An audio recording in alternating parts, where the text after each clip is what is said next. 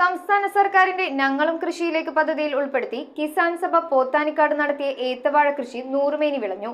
കൃഷി ചെയ്ത 5000-ഓളം ഏത്തവാഴയുടെ വിളവെടുപ്പ് ഉദ്ഘാടനം മുൻ കൃഷി വകുപ്പ് മന്ത്രി VS സുനിൽകുമാർ നിർവഹിച്ചു.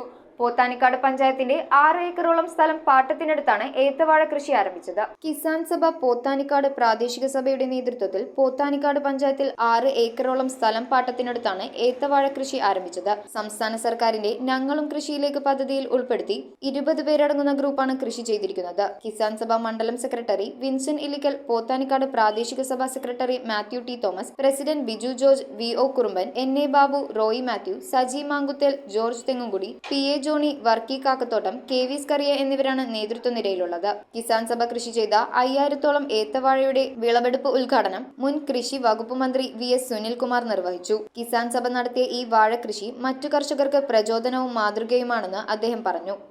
അതിൽ 5000 വാഴകള് ഇവിടെ വളരെ വിജയകരമായി കൃഷി ചെയ്തിരിക്കുകയാണ്. സ്വർണ്ണമുഖി ഇനത്തിൽപ്പെട്ടിട്ടുള്ള വാഴയാണ് വെച്ചിരിക്കുന്നത്. 15 കിലോ മുതൽ 28 കിലോ വരെ വിളവുണ്ടായെന്നാണ് കർഷകർ നമ്മുടെ കിസാൻ സഭ സന്തോഷത്തോടുകൂടി അറിയിച്ചിട്ടുള്ളത്. ഇപ്പോൾ ഞങ്ങൾ വിൽക്കുകയാണെങ്കിൽ സാമാന്യം മെച്ചപ്പെട്ട വിലയുണ്ട്.